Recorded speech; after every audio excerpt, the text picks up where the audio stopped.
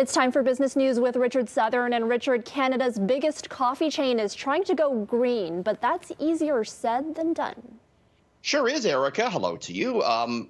Tim Hortons, they sell hundreds of millions of coffees every year, right? But that equates to hundreds of millions of the paper coffee cups being thrown into landfills.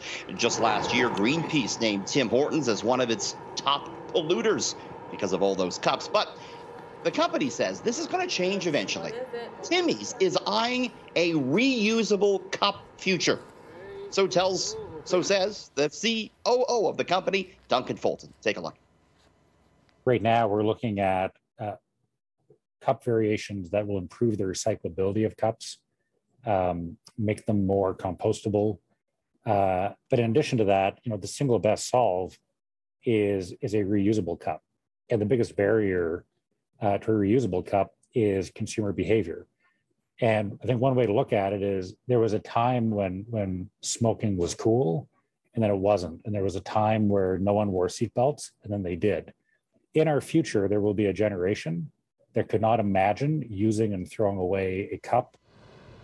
He says that reusable cup is probably a few years off, but you got to think he's right, Erica, right? You got to change that consumer behavior, and maybe there'll be a day not too far from now when everyone will be bringing their reusable cup to the coffee shop. Yeah, I mean, similar to grocery stores, a lot of people bring their own bags at the grocery store, so it's not far off to think that they'll bring their own cup as well. It's a good point. We don't really miss those plastic bags so much anymore.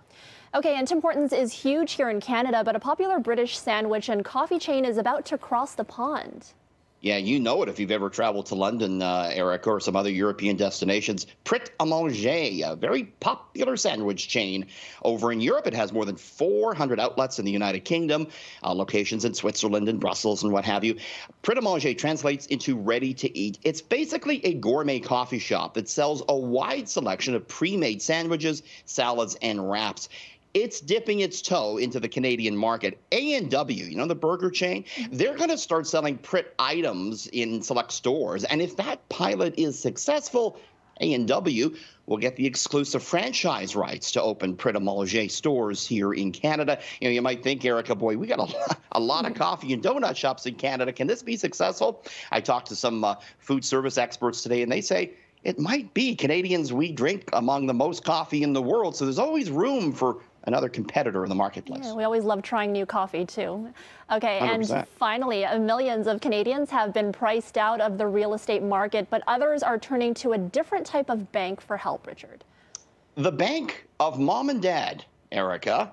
Give that bank a dingle and on the phone and see if they got any money for you. A lot of young Canadians are. A new report from CIBC finds that parents gave their kids this year more than $10 billion for down payments to buy a home. On average, the average parent in Canada gave their kid $82,000 to buy a home for the first time as far as a down payment was concerned. That balloons, though, to an average of $130,000 in Toronto and almost $200,000 in Vancouver.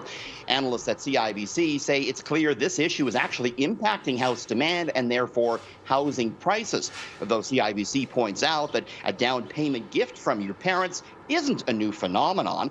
Close to 20% of first-time home buyers received help in 2015. Back then, though, the amount was $52,000. So mom and dad, they're giving out a lot more as home prices across Canada skyrocket. I got to call my mom, Erica. I didn't get my $130,000. I got to give her a call. She's not going to answer your calls, Richard. Okay, that's business editor Richard Southern. Thanks, Richard. Thanks.